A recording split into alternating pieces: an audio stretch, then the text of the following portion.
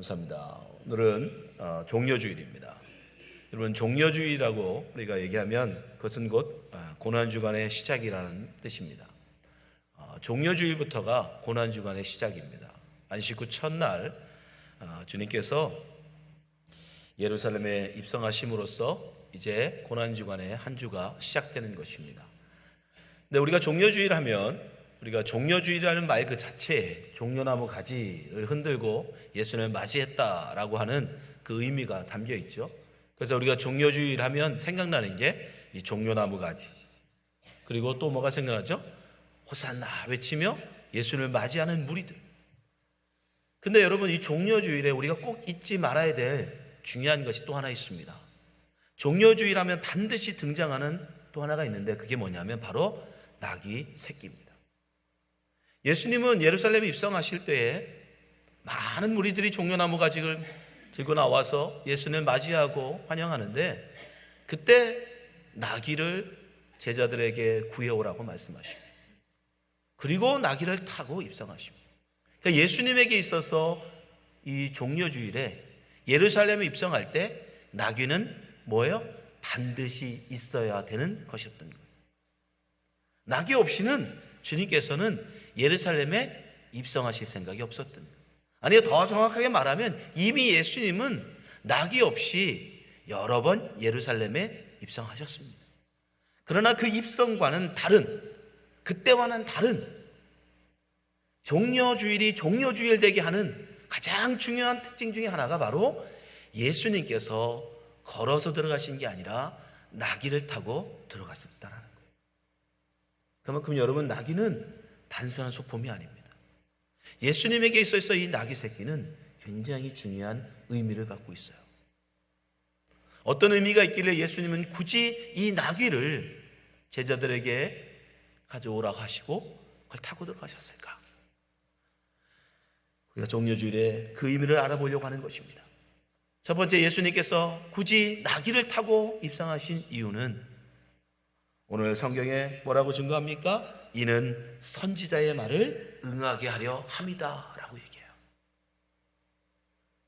예수님께서 나귀를 타신 이유는 바로 하나님께서 선지자들을 통해서 예언된 하나님의 말씀을 이루기 위해서, 그 말씀에 순종하기 위해서 나귀를 타셨다는 거예요. 여러분, 예수님의 원해서, 예수님이 나귀를 타고 싶어서 예수님이 나귀를 타신 게 아니에요. 여러분, 예수님은 모든 것이, 이것을 할 것인가 이것을 안 할 것인가, 그 모든 것을 다 어디에? 하나님 말씀에 맞춰서 사셨습니다. 내가 타고 싶어서, 다리가 아프니까 나귀를 타고 올라가야겠다. 내가 사람들한테 적어도 나귀 정도는 탈 수 있는 사람이라는 걸 보여줘야지, 자기를 자랑하고 자기의 편의를 위해서, 자기의 원한을 위해서 여러분 나귀 탄 게 아니라 하나님의 말씀을 통해서 예언하셨기 때문에, 하나님의 뜻이기 때문에 그분은 말씀에 순종하여 나귀를 타신 거예요. 여러분, 이게 바로 하나님을 주님으로 모시고 살아가는 사람의 모습인 거예요. 예수님이 이 땅에 사시는 동안 철저하게 하나님을 섬기며 사셨습니다. 그분은 심지어 한 말씀도, 당신이 뱉으시는 모든 말씀도 자기 뜻대로 하신 게 없다고 하세요.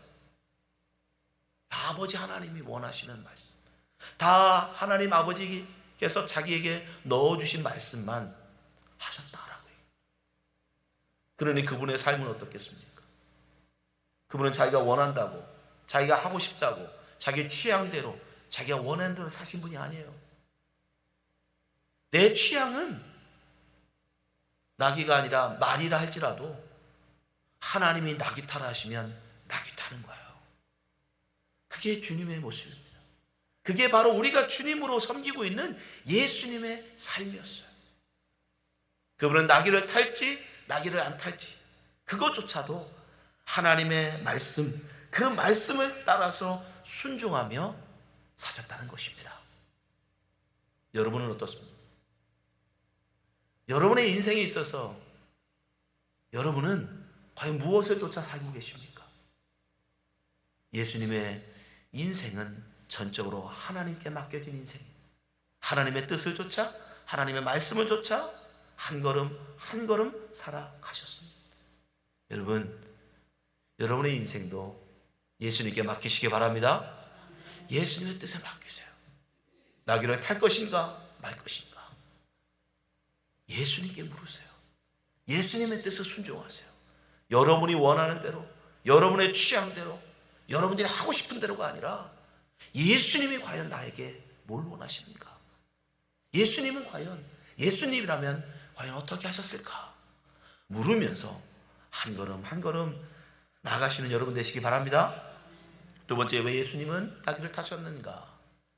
그것은 바로 예루살렘 사람들에게 표적을 보여주시기 위해서요. 표적. 영어로 하면 사인이에요. 사인을 드러내요. 어떤 사인입니까? 자, 5절 말씀 보세요. 시온의 딸에서 이르기를 내 왕이 내게 임하나니 그는 겸손하여 낙이 곧 멍에 매는 짐승의 새끼를 탔도다. 이 스가랴의 예언의 말씀인데요, 스가랴가 예언을 합니다. 너희에게 약속된 왕이 올 거야.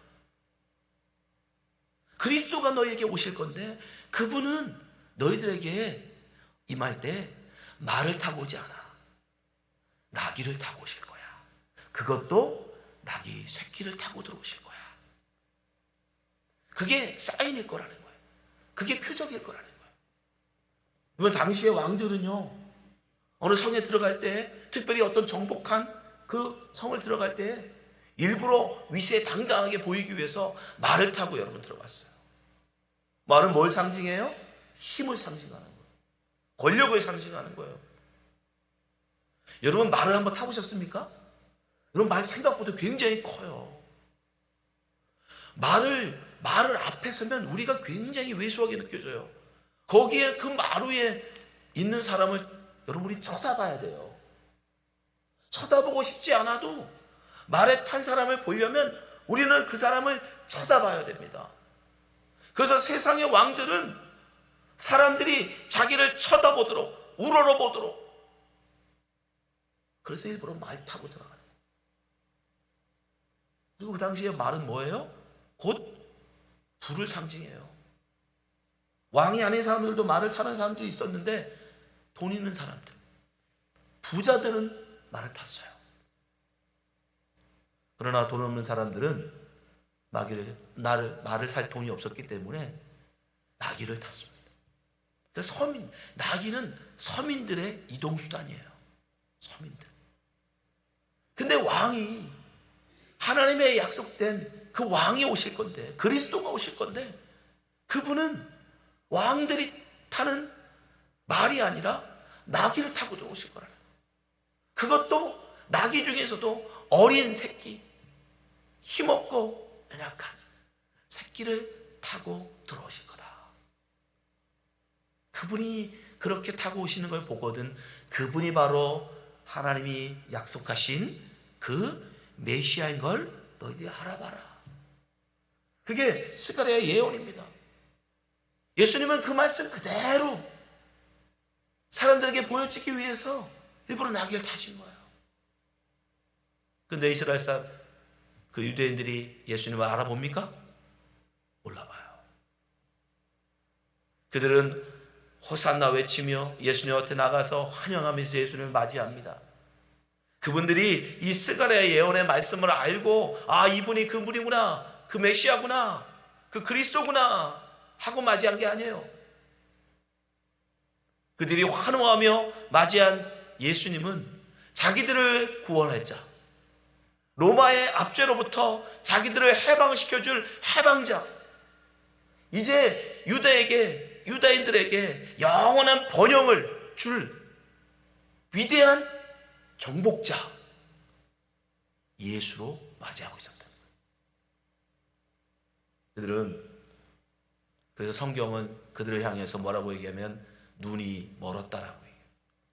그래서 사도 요한이 그들을 향해서 뭐라고 해요? 예수님께서 이 땅에 오셨는데 자기 백성들이 그를 알아보지 못하였더라.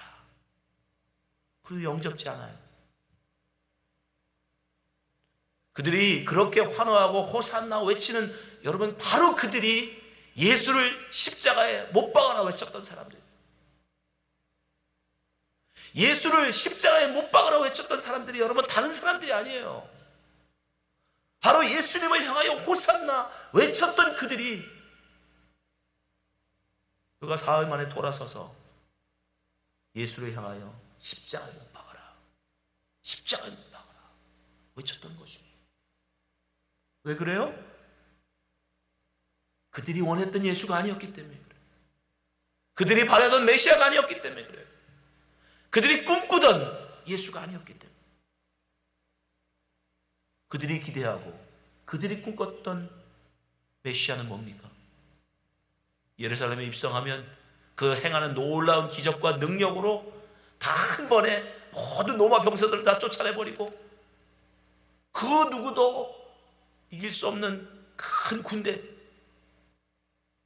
그래서 다윗이 누렸던 그 영광을 재현하는 거예요. 모든 이방 족속들을 다 정복하고 모두 발 아래 꿇게 하고 유다인들이 행복한 나라, 어디를 가도 존경받는 그런 나라. 근데 예수님이 오셔서 제일 먼저 한 게 뭐예요? 성전을 뒤집어 엎는 거예요. 로마인들을 무찔러 줄 줄 알았는데 오셔서 자기들에게 채찍을 가하시더라는 거예요. 로마인들을 내쫓을 줄 알았는데 오히려 성전에 가서 매매하는 자들을 내쫓더라는 거예요. 무엇을 보여주십니까? 여러분, 예수님 분명 우리 가운데 다시 오실 겁니다. 예수님은 이제 부활의 주님께서 이 땅에 다시 오실 재림을 우리는 기다리고 있어요. 여러분, 그때 우리도 똑같이 그 유대인들처럼 여러분이 그릇된 예수, 그릇된 메시아, 그릇된 구원자를 여러분이 기대하고 바라보면 여러분, 우리도 예수님을 십자가 못 박인 자들처럼 예수님을 영접하지 못합니다. 여러분은 어떤 예수님을 기대하고 계십니까? 어떤 메시아를 여러분은 지금 갈망하고 계십니까? 이 땅 가운데 재림으로 임하실 예수 그리스도, 어떤 예수 그리스도를 여러분은 갈망하며 기대하고 계십니까? 여러분이 온전히 주님을 알지 못하면 여러분 예수님을 영접할 수가 없어요. 그릇된 예수를 바라보고 있다면, 그릇된 예수를 여러분이 믿고 기대하고 있다면 여러분, 우리도 똑같이 예수님을 또 십자가에 못 박으라 외치는 유대인들처럼 예수님 못 박아 죽일 수밖에 없습니다. 사랑하는 성도 여러분, 예수님을 온전히 아시기 바랍니다. 하나님이 약속하신 예수 그리스도, 여러분이 원하는 예수가 아니라 하나님이 약속하신 예수 그리스도를 온전히 아실 때 여러분은 예수님을 영접할 수 있습니다. 우리 오늘 교회 모든 성도들은 정말 눈이 밝아져서 온전히 예수님을 알아보시는 성도가 되시기를 주님으로 축원합니다. 세 번째, 주님께서는 왜 나귀를 타셨는가? 바로 당신이 이 땅에 겸손의 왕으로 오셨음을 보여주시기 위함이에요. 오늘 말씀이 예언하죠. 5절 말씀에 보니까 시온의 딸에게 이르기를 내 왕이 내게 임하나니 그는 겸손하여 나귀 곧 멍에 매는 짐승의 새끼를 탔도다. 여러분, 예수님이 가지신 권세, 예수님이 그 누리셔도 되는 그 권세를 비하면 나귀 새끼는 뭡니까? 나귀 새끼가 뭡니까? 말이 아니라 말 10마리가 끄는 황금마차를 타셔도 예수님의 권세에 비하면 그건 초라해요. 여러분 어떠세요? 하늘 보좌를 버리시고 내려오신 하나님의 아들, 그분이 당신의 권세, 당신의 그 권위, 그것을 드러내시기에는 10마리가 끄는 황금마차도 예수님에게는 합당하지 않습니다. 초라하게 그지 없어요.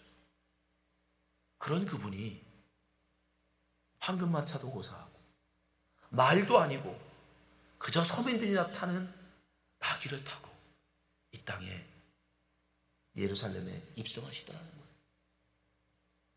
바로 예수님께서 얼마나 이 땅 가운데 겸손한 종으로 오셨는지를 보여주시는 거예요.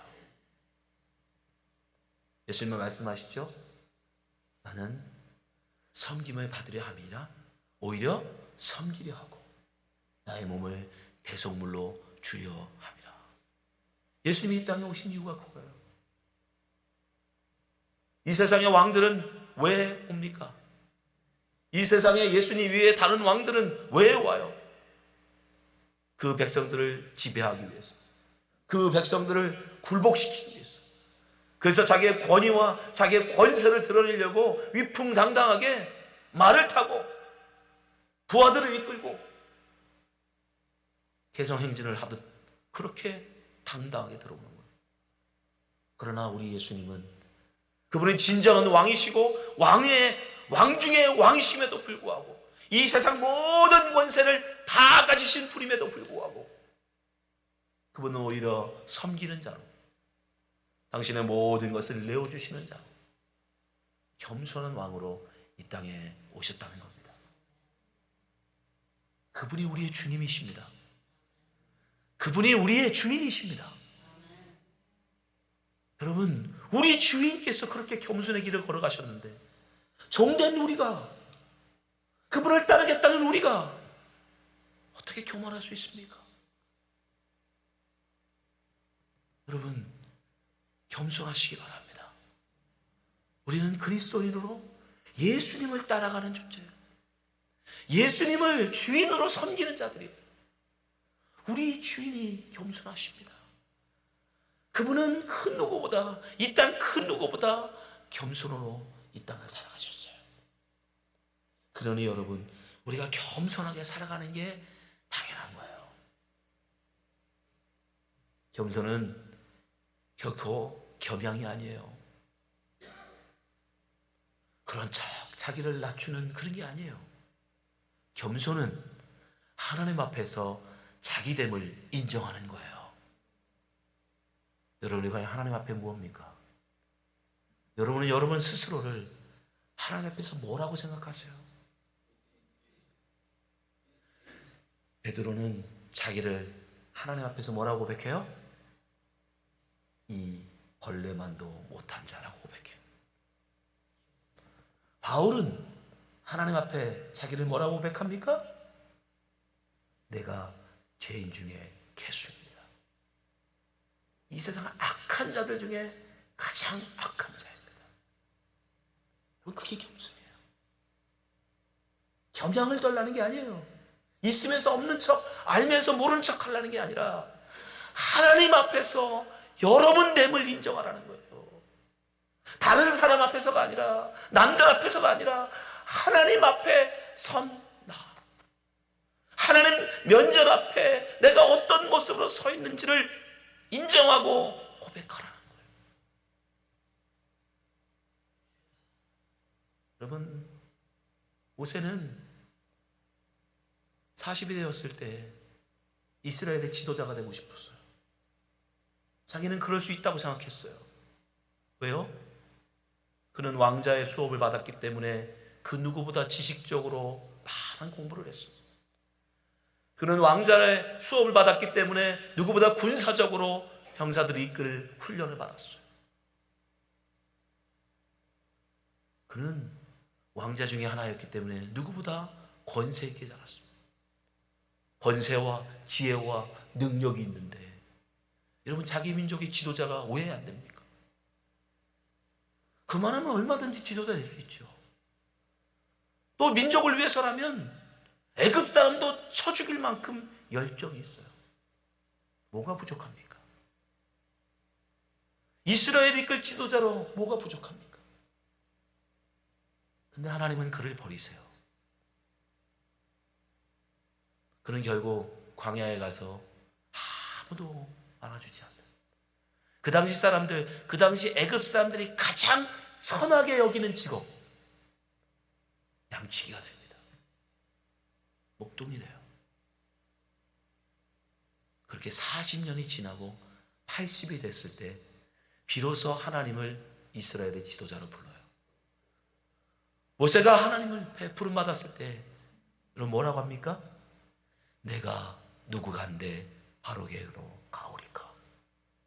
하나님 앞에 나는 한 줌의 먼지에 불과하다. 하나님 앞에 나는 그저 이 마른 막대기 봐도 못한 존재라는 거예요. 그런 내가 무엇이간데 모세에게 가리까? 이스라엘을 인도하리까? 여러분, 겸손은 다른 게 아니에요. 하나님 앞에서 여러분이 어떤 존재인지를 깨달아 아는 겁니다. 그리고 그것을 인정하고 사는 거예요. 우리 예수님께서는 그 누구보다 겸손하셨어요. 그 겸손의 왕으로 이 땅에 오셨습니다.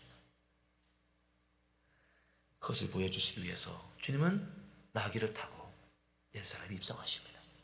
이처럼 예수님께서 종려주일날 나귀를 타고 입성하시는 건 단순한 게 아니에요. 굉장히 심오한 진리가 있고 깊은 의미가 있어요. 그런데 예수님의 이런 나귀를 타고 예루살렘에 입성하심이 온전히 이루어지기 위해서, 예수님의 그 뜻이 온전히 성취되기 위해서 한 가지 조건이 더 필요했습니다. 예수님의 아무리 큰 뜻과 좋은 뜻을 가지고 나귀를 타고 입성하고 싶어도 여러분 제자들이 순종하지 않으면 하실 수가 없어요. 생각해 보세요, 여러분. 나귀가 당장 있는 게 아니잖아요. 여러분, 나귀도 제법 돈이 많이 나갔습니다. 특별히 여기에는 성경에 보면 아직 아무도 타보지 않은 나귀라고 얘기해요. 왜 새끼를 가져오라고 하셨냐면 아무도 타보지 않은 새끼. 근데 여러분, 그건 나이 많은 나귀보다 더 비쌌어요. 근데 제자들은 아무도 나귀가 없었습니다. 근데 예수님 말씀하시는 거예요. 가서 나귀를 가져오래요. 건너편 마을에 가면 매여있는 나귀를 볼 건데 그걸 풀어오래요. 그러면서 뭘 주십니까? 그거 빌리는 돈을 주셨나요? 그거 빌려올 때 내가 말을 놨으니까 걱정하지 마. 내가 아는 사람한테 부탁해놨어. 그런 말을 주셨나요? 아니요. 예수님이 주신 건 단 이 말씀 한마디예요. 주가 쓰시겠다 하라. 여러분, 제자들은 다 갈릴리 출신들입니다. 예루살렘 출신들이 아니에요. 벳박의 출신은 아무도 없어요. 전혀 알지도 못하는 동네 가서, 아무도 모르는 동네 가서 돈도 안 주시면서 나귀 가서 끌고 오래요. 그러면서 기껏 주신 게 주가 쓰시겠다 하라. 말씀 한마디. 이러한 주님의 명령 앞에요, 제자들이 어떻게 합니까? 순종한다는 거예요. 다른 사람 같았으면요, 아니, 주님 지금 농담하십니까? 어디 가서 나귀를 끌고 오라고 그러시는 거예요 지금? 근데 매 맞아 죽어요, 남의 거 그렇게 함부로 훔쳐가면. 근데 제자들은요, 눈에 보이지도 않는 나귀, 돈도 없으면서 주님이 가서 끌고 와라, 주가 쓰시겠다 하라, 그 말씀 한마디 들고 가더라는 겁니다. 3절 보세요. 만일 누가 쓰시겠다 하거든 주가 쓰시겠다 하라. 그리하면 즉시 보내리라. 6절, 제자들이 가서 예수의 명하신 대로 하여. 그 말씀 한마디 주셨는데 주가 쓰시겠다, 그 말씀 한마디 그거 주셨는데요, 제자들이 순종하고 갔다라는 것입니다. 그래서 예수님은 나귀를 타실 수 있었어요. 여러분, 예수님의 그 일을 이루시기 위해서는 반드시 뭐가 필요하다? 우리의 순종이 필요합니다. 말씀에 순종이 필요합니다. 돈은 주지 않으셔도, 아는 사람을 소개시킨 것 아니어도 말씀 한마디, 그 말씀 한마디에 의지하여 하나님 앞에 순종할 제자들이 필요한 거예요. 주님의 재림이 가까운 이때에, 여러분, 이 재림의 때에 주님이 누구를 찾고 계시겠습니까? 어떤 제자들을 찾고 계시겠습니까? 주님의 말씀 한마디에 순종하여 기꺼이 깊은 곳에 그물을 내릴 줄 아는, 그저 말씀 한마디에 의지하여 아무도 모르고 아무것도 약속이 없음에도 불구하고 기꺼이 말씀에 순종하여 갈 줄 아는 제자. 주님 말씀하옵소서. 내가 행하리이다. 오직 주 말씀만 의지하고 한 걸음 한 걸음 나갈 줄 아는 제자. 여러분, 이 시대에 예수님이 이 땅에 오실 때 예수님을 온전히 영접하기를 원하십니까? 그러면 말씀 앞에 순종하는 제자들 되시기 바랍니다.